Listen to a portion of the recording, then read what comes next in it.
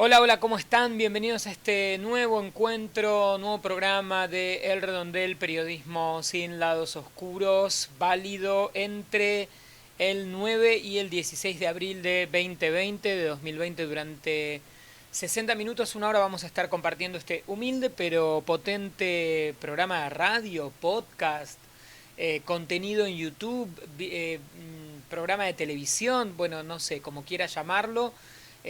Durante 60 minutos vamos a intentar repasar algunos de los temas de la actualidad de la Argentina y el mundo en estos días en los que, por supuesto, lo que está predominando es el coronavirus como tema central. Somos un programa periodístico que tiene como objeto plantear más preguntas, hacernos más preguntas que dar respuestas. Eso es lo que siempre decimos que creemos que tiene que hacer el periodismo.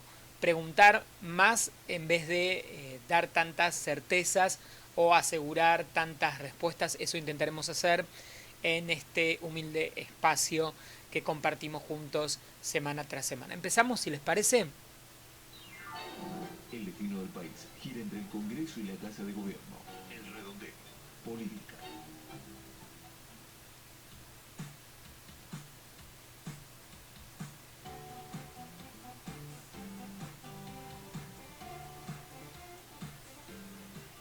Bien, por supuesto, estamos ya en el primer bloque de actualidad nacional, el repaso por los temas más importantes en nuestro país que, como estamos todos de acuerdo, absolutamente todo gira en estos días alrededor de la pandemia del coronavirus, y es un tema sin dudas global. Vamos a tratar de pensar qué ocurre en la Argentina o cuál es el correlato de este tema en la Argentina. No en todas partes del mundo la situación es similar, y de hecho tampoco sabemos muy bien en qué va a devenir. Vamos a pasar en limpio algunas ideas que sin dudas desde aquí, desde el redondel, son centrales. Primer objetivo del gobierno nacional frente al tema coronavirus en la Argentina: ganar tiempo. ¿Qué es esto de ganar tiempo? ¿Por qué se implementó la cuarentena tan extrema y tan rápido? Porque el gobierno en la Argentina llegó a la conclusión, para nada errada, por otra parte, que si en países del primer mundo con capacidad y estructura hospitalaria, estructura de servicios, con un sistema mucho más sólido, una economía incluso mucho más sólida, no se estaba dando respuesta, no se podía llegar a hacer frente a la pandemia. Caso Italia, España como primeros ejemplos. Luego se suma ya con nuestra cuarentena la situación en Estados Unidos, y específicamente en el estado de Nueva York, sin dudas uno de los estados más ricos de los Estados Unidos, y por otra parte casi con la economía propia de todo un país. Siempre se comparan a veces, no sé, el estado de California tiene más PBI, más economía, mueve más que muchísimos países enteros del mundo. Algo similar ocurre con Nueva York. Y el gobierno, creo que la definición o la impresión, el análisis que se hizo por un lado el gobierno, los especialistas que lo asesoraron, es: ganemos tiempo. Va a crecer el número de enfermos, por supuesto también de víctimas fatales, de infectados, y esto es propio encima con la particularidad de que nos va a tocar la enfermedad en pleno invierno.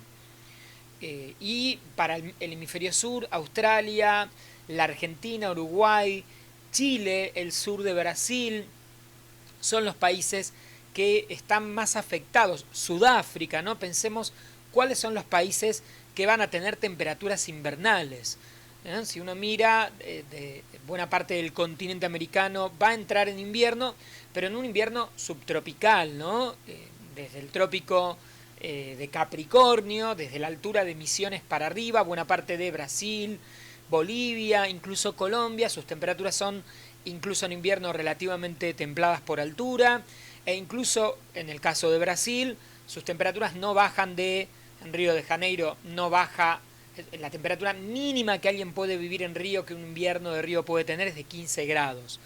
Por supuesto, por debajo de esa zona subtropical Los países que quedamos expuestos a un gran frío en el hemisferio sur somos la Argentina, Chile, el Uruguay, Sudáfrica y los países de la punta extrema de África, Australia y no mucho más somos los países a los que les va a venir el frío. El gobierno, entonces, los expertos lo que recomendaron es cuarentena total para preparar el sistema y en eso estamos.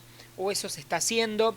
Es muy interesante ver el trabajo conjunto de buena parte del gobierno nacional junto a sectores de la oposición que podríamos plantearlos como dialoguistas, ¿no? Y ahí empezamos a hacer un poco de análisis político sobre lo que está ocurriendo en estos días.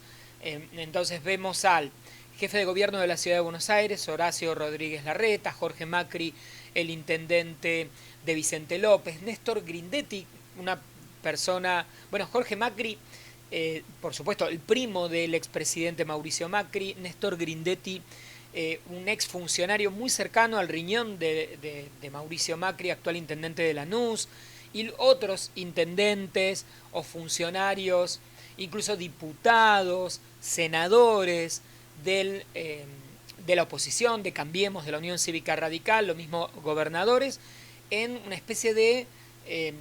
no quiero decir con esto que estén de acuerdo con todo lo que pueda resolver o decir o tomar como decisión política ni en cuanto a gestión Alberto Fernández y el gobierno del Frente de Todos, pero sí es válido darnos cuenta, creo que es evidente, que hay cierta predisposición a trabajar en conjunto ante la pandemia, no demasiadas complicaciones, reuniones con mucha fluidez, decisiones, vemos a Diego Santilli, a funcionarios que, reitero, son de la oposición, decir, estamos trabajando con el gobierno, apoyamos las decisiones, apoyamos la visión, apoyamos los planes que se van tomando porque son dialogados, son consensuados, la cuarentena obligatoria tan estricta. Y frente a esto, mientras todo esto ocurre, sí vemos algunos sectores que, por ejemplo, creo que el mejor ejemplo es el caso de Patricia Bullrich, la titular del PRO, y algunos legisladores, algunos exfuncionarios, algunas figuras del partido hasta diciembre gobernante, que manifiestan una oposición bastante más dura, que plantean... acá aparece otra vez, que no es un tema solo que esté aquí en la Argentina, toda esta discusión sobre economía, enfermedad, estamos frenando la economía. La verdad creo que hay un tema, el otro día lo comentaba en redes, en el Twitter, y es una autocrítica que también tenemos que hacer nosotros los periodistas, este proceso, este fenómeno raro, porque por el que le estamos preguntando a gente sobre temas que no son su especialidad, ¿no? Entonces, le preguntamos a un economista qué hay que hacer con una situación de salud pública. Estamos frente a una pandemia, la pandemia es una situación sin dudas de salud pública, y nuestra fuente especializada, lo digo como periodista, aquel al que le tenemos que ir a preguntar, por lo pronto sobre qué hacer ante la situación de la pandemia, sin dudas, son los epidemiólogos, especialistas, médicos especializados en estos temas, que los hay, muchos y muy buenos, en la Argentina y en todo el resto del mundo. Paradójicamente le estamos preguntando a economistas qué creen que tenemos que hacer frente a un tema de salud pública. Y el economista le podemos preguntar qué creen que va a pasar como consecuencia de las decisiones del gobierno e incluso de los especialistas en salud. Pero, ¿por qué le estamos preguntando a economistas si es correcto o no es correcto hacer esto o aquello? Es un misterio que es tan extraño, tan bizarro, como si ante un tema de política económica puntual le estuviéramos preguntando a un médico qué cree que tienen que hacer en cuanto a bancos, en cuanto a tasas, a temas específicamente de política económica, política monetaria. Acá hay que hacer una autocrítica y entender que, por supuesto, todo el mundo puede opinar, eso es perfecto en el periodismo, darle valor a todos, pero entender que no todas las fuentes tienen la misma, no todas las personas que hablan sobre la situación tienen el mismo conocimiento, no hay que darle el mismo espacio. Podemos opinar pueden opinar los comerciantes, los ciudadanos, todos tenemos derecho a decir qué nos pasa frente a esto, economistas, sociólogos, psicólogos, incluso si quieren preguntémosle a astrólogos o a ingenieros, pero tenemos que tener en claro que la palabra, digamos, de valor frente a qué hacer en una política de salud pública es sin dudas la gente que se especializa en esos temas y en esas áreas. Hay países que desde el inicio de la, de la crisis sanitaria, del brote, hicieron eso. Hay muchos países en el mundo que inmediatamente preguntaron a sus expertos en el área y tomaron las decisiones que sus expertos les indicaban. Los resultados pueden ser mejores o peores, pero lo hicieron y muy rápidamente. Estamos hablando bastante del ejemplo de la Argentina, que me parece válido, pero Paraguay es otro país que en la región inmediatamente pasó a tomar decisiones de política muy activa, muy restrictiva, parecido a lo que ocurrió en Wuhan, que rápidamente entramos en una especie de cuarentena que, pasemos en limpio, duró prácticamente 3 meses, ¿no? Enero, febrero, marzo, y estamos a 9 de abril y en estas horas se levantó, o sea que muchas semanas para poder controlar el brote. Por eso llama mucho la atención cuando periodistas, economistas, en medios se habla de, bueno, una cuarentena de 15 días. Me parece que hay gente que no está viendo qué está ocurriendo. Todas las cuarentenas están durando cerca de 3 meses. El modelo de Wuhan, que aún con todas las dudas sobre la cantidad de fallecidos, es el que permitió controlar la pandemia, duró 3 meses. Y lo que estamos viendo en Europa de una manera más tardía también implica cuarentenas más extensas y todas las mismas políticas, porque pasemos en limpio, todo es lo mismo. Sin dudas vamos a estar, no nosotros, el planeta en una crisis económica quizás sin precedentes, mucho más profunda que la de 1929, y habrá que pensar, acá sí necesitamos a los economistas, que para eso estudiaron economía, para pensar qué hacemos para lograr resolver este tema. ¿Y qué podemos hacer? Por lo pronto, en China, en los Estados Unidos, en la Argentina, prácticamente en todos lados, lo que nos estamos dando cuenta es que ante una situación de parálisis económica, por una cuestión de salud, no se puede salir a la calle, no se puede comerciar, no se puede comprar. La única alternativa es la estructura del Estado de cada país. Todos los países han hecho todo lo que en general suelen plantear si quieren, en el occidente capitalista, que no hay que hacer, pero ante la emergencia lo están haciendo. Voy a decir esto, para eso se inventó el Estado, esencialmente, ¿no? Entonces, si no hay opción de trabajo, no hay opción de mover la economía, porque si no, lo que tenemos es, pasemos en limpio, o frenamos la economía o trabajamos y es tal el número de fallecidos, tal el número de muertes, que la economía se frena sola, y eso es lo que también tenemos que ser conscientes. Si se dispara exponencialmente, como están ocurriendo en algunos lugares, el número de infectados, contagiados, fallecidos, la gente no va a salir por miedo, simplemente. O sea que eso también va a ocurrir.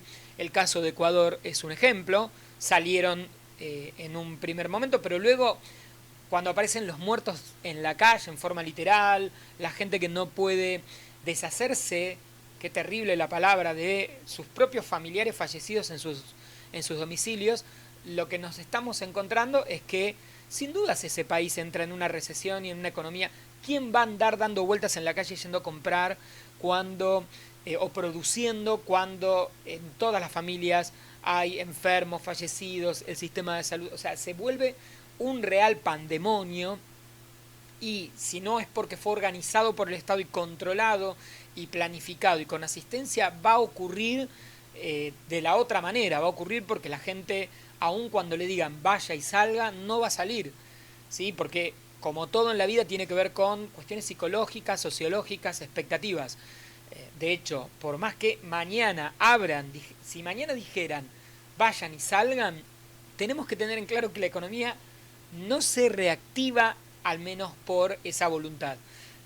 Mucha gente no va a ir a trabajar y mucha gente no va a consumir nada. Si todo el mundo va a trabajar y produce, la pregunta es, ¿ustedes vos que estás del otro lado, ¿irías a un restaurante en este contexto a juntarte con mucha gente?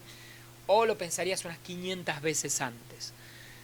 Así que quizás a la conclusión a la que podemos llegar para dar este cierre, sin duda es el gobierno argentino, no es el único, reitero, Paraguay, de hecho con otro enfoque ideológico, u otros países en América Latina, El Salvador, han reaccionado, algunos estados en Estados Unidos han reaccionado muy rápidamente y de una manera bastante correcta. No se está repasando, pero hay muchos países que tomaron decisiones muy rápidas y muy correctas, otros no, por miedo a frenar la economía, por incapacidad de sus gobernantes, porque se dejaron estar, porque no consultaron a los que sabían, porque otra vez quizás consultaron más a gente que venía de otro palo y no del área de salud, o por miles de motivos, y entonces una demora de 1 o 2 semanas en algunas decisiones ya generó un problema totalmente enorme.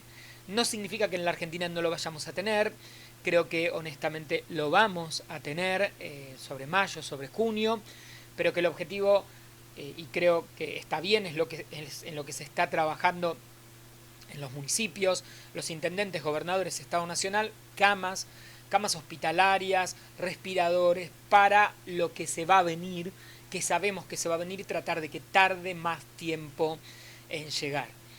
Es una situación sin precedentes. En lo personal, es mi impresión, creo que hay mucha gente que no toma dimensión de la gravedad del asunto. Es una situación que no se vio nunca en la Argentina. Nosotros no tuvimos Segunda Guerra Mundial, no tuvimos Primera Guerra Mundial. La experiencia de guerra para nuestro país es muy lejana. Ni la guerra del Paraguay, quizás una de las guerras más, ocurrió esencialmente allí en el Paraguay. Malvinas ocurrió en Malvinas, muy lejos. La gente quizás de la Patagonia tuvo esta sensación de que todo está descontrolado, pero Buenos Aires seguía con su vida relativamente normal. Y acá en este momento, por primera vez, quizás desde la creación de la nación, estamos en este cuadro, en un cuadro de tanta tensión, muy preocupante, con una parálisis profunda. Viendo, seguramente quizás alguien escuchó, leyó, pero doy un dato que puede servir. El freno al país tan fuerte fue el último del año 1956 con la pandemia de poliomielitis, que hizo que las clases empezaran en julio de ese año.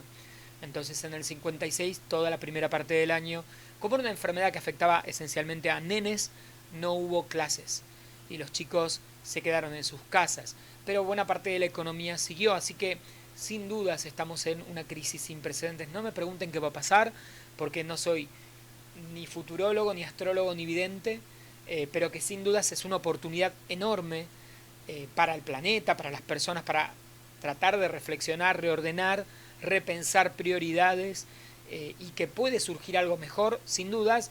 Muchas veces de los grandes golpes surge algo mejor. Que surja o que no, quién lo sabe.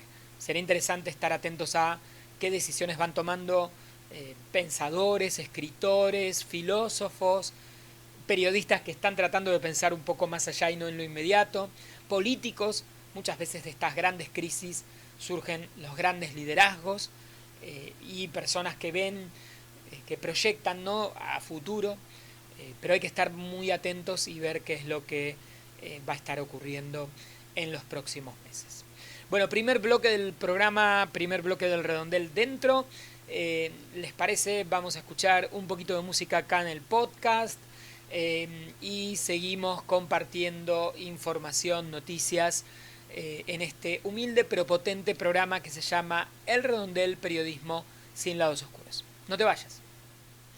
Bien, estamos en el bloque del medio que, como siempre, tiene como objetivo contarte de qué manera estamos en contacto, cómo podés seguirnos, darte toda la info en relación al programa. Bueno, hay varias formas. Por supuesto tenemos nuestro blog. En el blog siempre aparece la información con respecto al programa. Toda la data está en elredondel.wordpress.com. Bien fácil. elredondel.wordpress.com. Así que cualquier duda, vas ahí y encontrás todo. Vamos con opciones de contacto. Tenemos un correo electrónico, elredondel@gmail.com, para que nos escribas y nos digas lo que tengas ganas. Y tenemos también un número de WhatsApp. Te lo paso, anotalo, cargalo en contactos y nos mandás WhatsApp con lo que tengas ganas de decirnos. Es más 190 2702 2775. Así como lo dije, no, aunque suene raro, pero ese es el número de WhatsApp. Más 190 2702 2775. Y podemos estar en contacto, nos podés mandar audios o textos o lo que tengas ganas. Ahora vamos al paquete de redes sociales. ¿Qué alternativas hay? Podés seguirnos en Twitter y en Instagram. Nos buscás simplemente como @elredondel para escribirnos, para contarnos lo que quieras, para opinar sobre el programa, para... Bueno, por supuesto ahí publicamos novedades, cuando hay programas actualizados, contenidos, todo en @elredondel en Twitter y en Instagram, y en Facebook somos El Redondel Periodismo, @elredondel periodismo, o facebook.com/El Redondel Periodismo. ¿Dónde podés encontrar este humilde pero potente programa de radio, programa de televisión, podcast, lo que sea, no importa cómo nos escuches? Opción 1, podés escucharnos desde el blog o vernos, podés descargarnos desde Spotify o directamente ahí le das suscribir y cada vez que haya un nuevo programa en Spotify nos escuchás. Así que buscanos como El Redondel Periodismo sin lados oscuros. En otras plataformas también de podcast estamos, en Podomatic, Mixcloud, Anchor.fm, desde Google Podcast, desde iBooks.com. Todo esto que dije, que es difícil recordarlo, está en el blog elredondel.wordpress.com. Y también podés ir a youtube.com/user/El Redondel o buscar El Redondel en YouTube y ahí está nuestro canal con nuestros contenidos. También te podés suscribir, vas a encontrar la data, nuestra lista de correo para que cada vez que haya un nuevo programa te avisemos y ahí vienen todos los datos, todos los contenidos. También nos podés escuchar, y quizás esté pasando eso en este momento, a través de algunas de las distintas radios que en diferentes puntos de la República Argentina incluyen este programa en su aire. Así que en el mismo día, en el mismo dial, a la misma hora, vas a poder escuchar un nuevo programa, un nuevo episodio de El Redondel. Así que como podcast, como video, en el blog o en alguna emisora en diferentes puntos de la Argentina, allí vas a poder descargar, escuchar y seguir este humilde pero potente espacio. Seguimos, no te vayas. Bien, ya estamos en el bloque de información internacional de este encuentro de El Redondel Periodismo sin lados oscuros, válido entre el 9 y el 16 de abril de 2020. La verdad, en los próximos meses es claramente obvio que vamos a estar hablando de dos temas centrales a nivel nacional e internacional, con sus particularidades, pero seguiremos hablando del coronavirus y de la gran crisis económica que vamos a pasarlo en limpio. No es que empieza con el coronavirus. Nosotros aquí en la Argentina, por supuesto, ya estábamos en una situación de crisis económica, pero otros países del mundo también. Quizás Estados Unidos estaba en un momento de expansión, los números eran buenos para Donald Trump. Vamos a ver qué ocurre con el actual presidente de Estados Unidos, ahora que Joe Biden es prácticamente el candidato por el Partido Demócrata, y si la situación, el manejo de la crisis del coronavirus afectará o no al actual presidente de los Estados Unidos. Las encuestas están hablando de un 50-55% de imagen positiva frente de Donald Trump, y alguien dirá, bueno, es genial, no está tan mal teniendo en cuenta la situación, o significa que más de la mitad de los estadounidenses lo apoyan. Sin embargo, es muy interesante, hay comparativos de qué ocurre o qué ocurrió con otros presidentes en situación de crisis en Estados Unidos. Por ejemplo, con George Bush hijo en la crisis de 2001, con el ataque a las Torres Gemelas, del 90-95% era la imagen positiva en la situación post-crisis. Así que aun cuando La imagen positiva de Donald Trump es relativamente buena en los Estados Unidos, más de la mitad de la gente lo apoya. Muchos plantean que eso no alcanza o que no sería tan bueno y que podría entonces darse un escenario por el que no triunfe en las elecciones de noviembre, lo que hasta la crisis del coronavirus estaba relativamente seguro o estable. Así que por un lado tenemos estas variables políticas, también lo que está ocurriendo, es interesante lo que está ocurriendo en España, país en el que el conflicto político entre el gobierno, por primera vez en España gobierna el Partido Socialista Obrero Español en coalición con un grupo un poco más a la izquierda, que es Unidas Podemos, y frente a esto hay del otro lado tradicionalmente el Partido Popular y ahora otros partidos quizás un poco más a la derecha del Partido Popular, como Ciudadanos y Vox, este partido del que hemos hablado tantas veces aquí en el Redondel. Y ahora lo que se viene dando es una guerra, una especie de enfrentamiento político muy duro, mucho más duro que el que tenemos aquí en la Argentina, en el medio de la pandemia, en el medio de los fallecidos. O sea, lo que quiero plantear es que sin dudas enfrentar una guerra o una pandemia o una situación de total excepcionalidad con un conflicto político interno muy fuerte es bravo, ¿no? Y es lo que esencialmente está ocurriendo en España, quizás no tanto en Estados Unidos. En general hay una tradición de que ante situaciones de crisis muy grandes, quizás Cuomo, ¿no? Ahí lo vemos enfrentándose un poco más a Andrew Cuomo, que es el gobernador de Nueva York, a Donald Trump, pero en general se es un poco más condescendiente con los gobiernos en gestión de crisis. Acá en la Argentina, reitero, creo que también en líneas generales, ¿no? Si vemos quizás algún exfuncionario, pero el mismo Mauricio Macri, expresidente de la Nación, líder de Cambiemos, tuvo una postura bastante, digamos, de hecho no hizo ninguna declaración pública demasiado altisonante. Así que acá el panorama es bastante condescendiente y creo que en líneas generales en otros países del mundo también. Les planteo el caso de España, quizás como una excepción de estos días, donde vemos mayor confrontación política.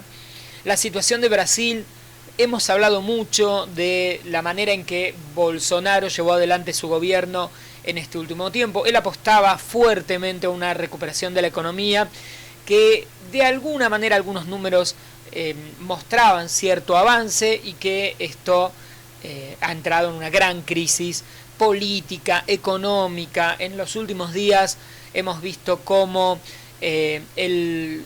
las Fuerzas Armadas, de las que él forma parte en algún punto, él es un militar retirado, y ahí súmenle además de las Fuerzas Armadas el Congreso con el presidente de diputados, el de senadores, el vicepresidente y otros sectores pelearon con Bolsonaro para impedir que el presidente eliminara del gabinete, sacara del gabinete a su ministro de Salud, que está a favor del confinamiento, de la cuarentena como en todo el mundo, y Bolsonaro no quiere, de una manera bastante extraña, no se sabe si no quiere por la economía, si no quiere por una convicción, si no quiere porque tiene miedo a perder poder, si es por una cuestión de ignorancia. La verdad, buena parte de la prensa, es muy interesante ver la prensa en Brasil, que no termina de entender qué pasa en la cabeza de Jair Bolsonaro, y que tiene,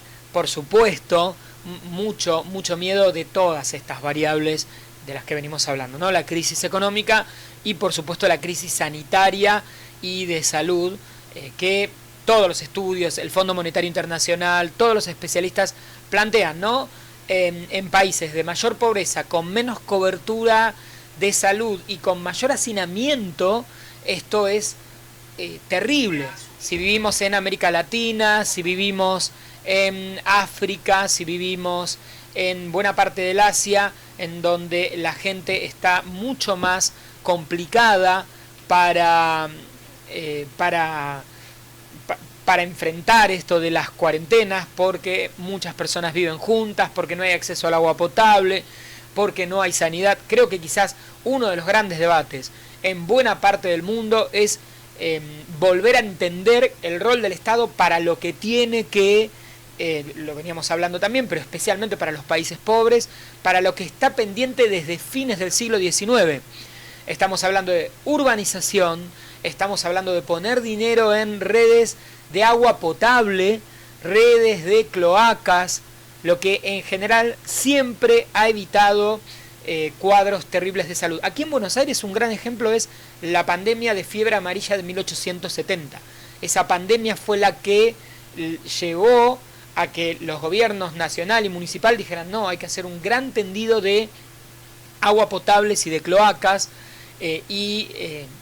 todo el proyecto de las obras sanitarias de la nación, como se la llamó, fue consecuencia de entender que ante la pandemia la falta de salubridad, la falta de agua, y en eso estamos todos los países latinoamericanos, porque fue más importante en muchos casos algún puente o alguna obra pública que quizás no sea tan imprescindible que cloacas, aguas y viviendas, que es el déficit. Nosotros venimos hablando mucho en el Redondel, hemos hablado mucho, ¿no?, del problema de la vivienda en la Argentina y en otras partes, en buena parte del mundo. Nadie piensa, el Estado, los privados, en que se necesitan viviendas accesibles, de fácil alquiler, que se puede incluso ganar dinero pensando en esto, porque hay mucha gente que tiene vocación de comprar viviendas económicas, si son accesibles, que sean relativamente cómodas. La urbanización, todo un proceso que se da en forma caótica porque el Estado no planifica, no urbaniza, ¿no? La gente se instala en las laderas de los morros o los cerros en buena parte de América Latina, avanza en los alrededores de las ciudades en forma caótica porque no hay un Estado diciendo acá vamos a distribuir manzanas, a abrir calles, a pensar el armado de pueblos, a fundar nuevas localidades. Todo esto es del siglo XIX y en pleno siglo XXI la población sigue creciendo, y si los gobiernos, estoy hablando especialmente de América Latina, tercer mundo, no se ocupa de eso, la expansión se da en forma caótica, desordenada, por supuesto lo que tenemos luego es lo que sabemos, ¿no? Gente que vive en condiciones muy precarias, sin acceso a agua potable, a condiciones de salubridad, y son los primeros afectados en situaciones como estas que ocurren otra vez, una vez cada 100 años, ¿no? Recordemos la gran pandemia anterior, la de la conocida gripe española, así se la llamó, que afectó a todo el mundo en 1918, casi exactamente 1919, 18 creo, 18-19, casi 100 años después pasamos por esta pandemia global, con todavía acá ya tenemos aviones, ya tenemos un tráfico aéreo increíble y tiempos de globalización en la economía, globalización en la comunicación, globalización en los medios. Es imaginable que también globalización en las enfermedades. Entonces, quizás sea una buena oportunidad para que los gobiernos empiecen a pensar esto y, como decíamos, también la situación económica. Ahora la Unión Europea desbloquea ayudas de cerca de medio billón de euros contra la crisis en Europa. Estados Unidos hace lo mismo con sus ciudadanos. Prácticamente todos los países del mundo entienden que si la economía está frenada, los estados van a tener que resolver y van a tener que mover esto. También es una oportunidad interesante para discutir nuevas formas de generar economía, o de pensar la economía, los movimientos, las compras, las ventas. Creo que el mundo está discutiendo cuánto se puede digitalizar, hacer desde el hogar, facilitar actividades menos contaminantes. Es una discusión que se está dando en el mundo porque por primera vez en los últimos 100 años o más el mundo se detiene prácticamente un mes, 2 meses, y estamos viendo que se recuperan los ríos, que los animales llegan a lugares en los que antes no estaban, que la calidad del aire mejora. una cantidad de presupuestos que sin dudas imaginábamos, pero que ahora se contrastan. Así que el año pasado, que fue el año del gran debate del cambio climático, la contaminación, con el fenómeno de esta joven sueca de la que hablamos, Greta Thunberg, y ahora esto lo vemos, ¿no? Lo palpamos porque todas las mediciones de aire, las mediciones de contaminación en ríos, baja porque los humanos bajamos nuestro nivel de producción, y también es un buen debate económico pensar si no estamos produciendo más de lo necesario, si no estamos consumiendo más de lo necesario, de qué manera reorganizar en algunos puntos esas variables económicas, si no estamos transportándonos más de lo necesario, porque nos estamos dando cuenta que muchos trámites, que muchos movimientos económicos, que muchas actividades se pueden hacer desde el hogar, y entonces es una buena pregunta, ¿para qué la gente viaja tanto, apiñada en las grandes ciudades, de manera incómoda, saturando horas y horas de viajes y de gastos, si hay una cantidad, por supuesto no todos, pero una cantidad de trabajos en estos tiempos del siglo XXI que se pueden realizar de otra manera? Y esto le pide, creo, a las empresas empezar a reflexionar si es realmente necesario que alguien esté 9 horas dentro de una empresa, en una oficina, viajando 1 hora y media, yendo y viniendo en el auto o en el transporte público. Quizás alcance con que vaya al trabajo en una media jornada, o que trabaje en ese lugar 2 veces por semana y el resto lo haga desde la casa. Hay que pensar nuevas formas de trabajo que ya no implican estos controles muy del siglo XIX de marcar horario, entrada y salida, que confiar en los trabajadores, en los equipos de trabajo. La gente en muchos casos está trabajando hasta más en estos tiempos de teletrabajo, pero me parece que es interesante pensar que mucha gente y muchas actividades en esos tiempos que se pueden realizar de otra forma, y que esto favorecería tanto a los trabajadores, puede ser, como no, a las ciudades, a la contaminación. O sea, hay un universo de temas que se abren, ¿no? Pareciera que ahora buena parte del mundo se da cuenta que hay muchas actividades que se pueden hacer a distancia, se pueden pedir, puede haber gente, incluso otras actividades, envíos, compras online, muchas más actividades de las que veníamos haciendo se pueden digitalizar.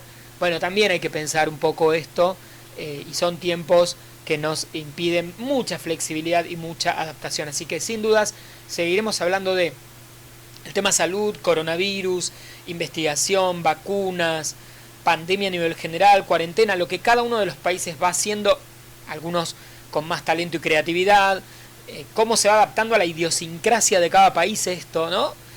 Bueno, en algunos lugares sin controles obligatorios, en otros con controles obligatorios, porque depende de las idiosincrasias y de las formas de ser de cada nación. Y por el otro lado, lo económico. ¿Cómo podemos hacer que la economía vaya funcionando?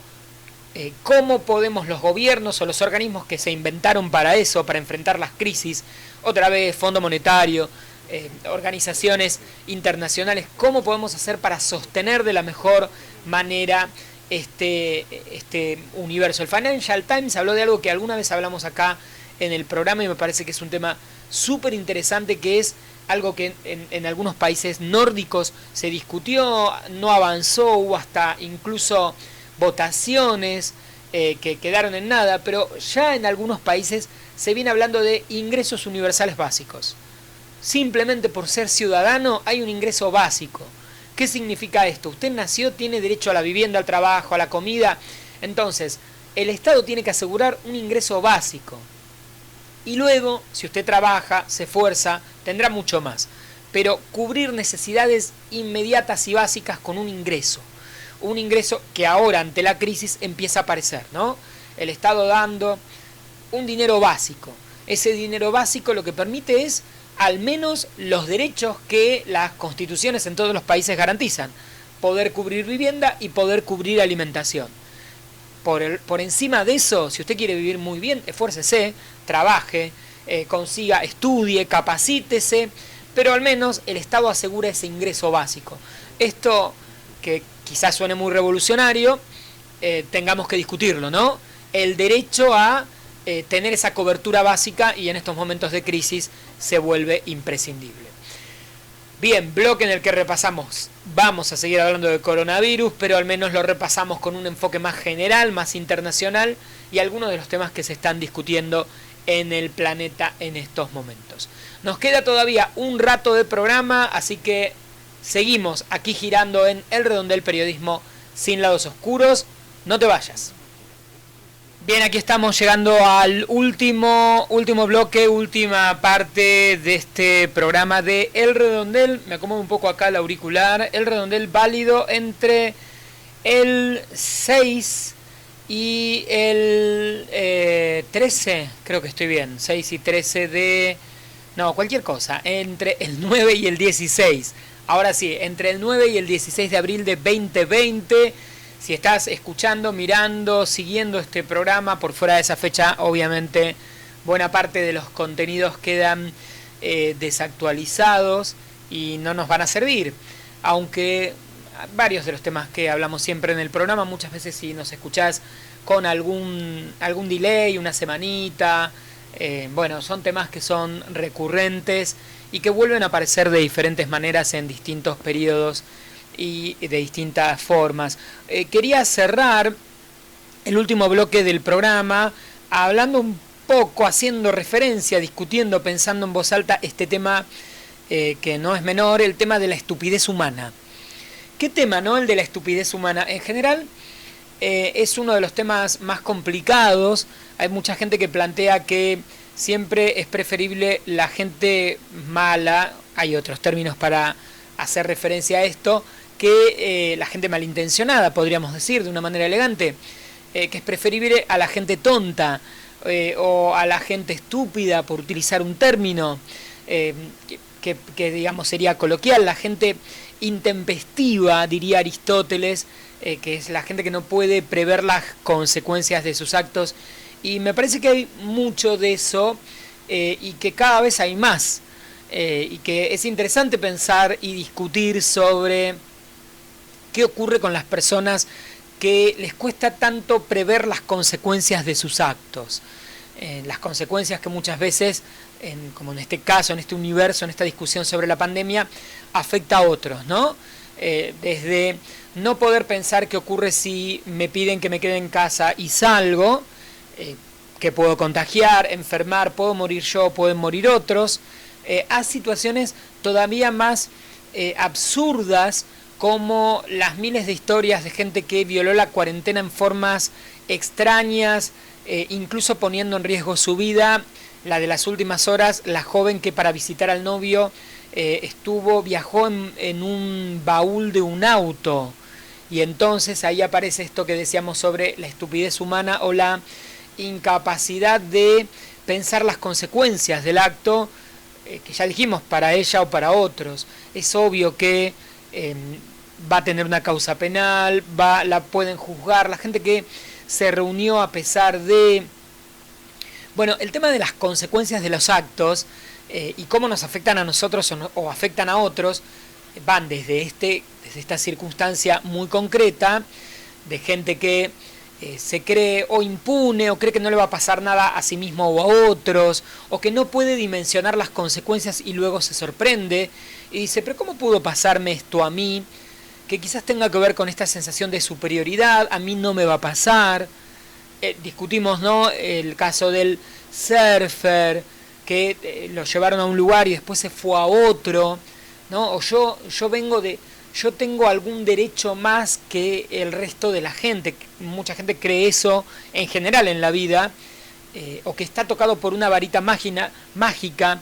Apareció con la discusión de la gente que decía en redes, no sé si llegaron a leer, gente que planteaba esto de, bueno, yo pago una medicina prepaga para que si me enfermo de coronavirus ir a mi clínica privada. Y es interesante la discusión, ¿no? Creer que hay algo ahí especial que le garantiza que porque pague la cobertura, incluso la más cara, cuando llegue el pico de la pandemia, todas las camas en su clínica, aún habiendo pagado todo lo que pagó, estén ocupadas y termine en un hospital público. No sé qué le hace pensar, o sea, cómo funciona la manera de pensar de la gente a veces. No puede ser que yo haya pagado años el plan más caro de una prepaga, sin embargo, en una pandemia, cuando aparezcan los picos de salud, si están todos ocupados los respiradores de esa clínica privada por la que yo pago una fortuna, me van a terminar internando en un hospital público si me internan, y va a quedar más que confirmado que en situación de emergencia puedo ser el hombre más rico o el más pobre del planeta, que mi vida vale igual. Si me voy a morir sin aire, me voy a morir sin aire. De hecho, era interesante la historia de el presidente de creo que de uno de los grandes bancos, de una gran corporación en España, que la familia contaba esta historia, ¿no? Contaron en redes: con todo el dinero del mundo, mi padre se murió asfixiado igual que cualquiera. Tomar dimensión de esto, y de alguna manera esto de no darnos cuenta, y lo decíamos al principio del programa, de la dimensión de este conflicto, de la dimensión de la gravedad de esta situación que estamos atravesando, y cuánto nos iguala, y qué miedo hay a que nuestra vida en definitiva valga igual, independientemente, que seamos solo un poco de carne, sangre, huesos, y que no importe nada en especial, ni cuánto dinero tenemos, ni a qué grupo pertenecemos. O sea, nos podemos enfermar todos. Qué miedo da eso de darnos cuenta que somos cualquiera, o que valemos nada en especial, y que no nos salva ni el dinero, ni los contactos, que de hecho es lo que estamos viendo, ¿no? Con la enfermedad de Boris Johnson, el primer ministro británico que pensaba lo que pensaba sobre el coronavirus, y ahí está enfermo en una terapia intensiva. Si se tiene que morir, se va a morir, y puede ser el hombre más poderoso, o el príncipe Carlos, ¿no? Podrá tener mejor asistencia o peor, pero la verdad le pueden haber colocado el respirador, pero es enorme la cantidad de gente que aún con el mejor respirador, en el mejor hospital y en la mejor clínica, se muere. Esto genera mucho miedo. Y también esta reflexión sobre esta incapacidad de pensar consecuencias, o pensar más allá, o ubicarnos en el contexto. Creo que es un buen momento para ser más reflexivos, para entender esto que vengo diciendo, que quiénes somos realmente, lo poco que valemos todos en algún nivel, cuán expuestos estamos todos. Y también me parece que es un buen momento para reflexionar sobre qué puede pasar si hacemos algo. Es verdad, no siempre lo controlamos, estamos muy presionados, muy tensionados, el encierro, nos están pasando miles de cosas, la crisis económica, pero está bueno tratar de ir reflexionando en esto de qué puede pasar como consecuencia de las decisiones que tome. Puede ser que me equivoque en lo que yo creo que va a pasar después, pero sí, lo mejor que podemos hacer los seres humanos es pensar, reflexionar. ¿Qué va a pasar si yo hago esto? ¿Cuáles son los riesgos para mí y para otros? Y esto nos implica madurar, crecer, independientemente de la edad que tengamos. ¿Sí? Hay personas que pueden tener 10 años y ser muy conscientes y reflexivas, y personas con 40 o 50 que, como vemos, no pueden pensar más allá de los 5 minutos próximos, y entonces se mueven en función de eso. Creo que es un gran tema más filosófico y muy interesante para reflexionar. Bueno, estamos terminando el programa. Les recuerdo, mi nombre es Nicolás Elevi, me encuentran en redes como @Nelevi, NELEV, y en elredondel.wordpress.com tienen toda la info sobre cómo estar en contacto con este programa, el podcast, dónde escuchar la versión completa con todos los temas musicales, desde dónde descargarlo, suscribirse a nuestra lista de correo. Toda esa info la tienen en nuestro blog. Gracias por escuchar, descargar, seguirnos, y nos estamos encontrando en 7 días. Besos, buena semana, cuídense y chau chau, nos vemos.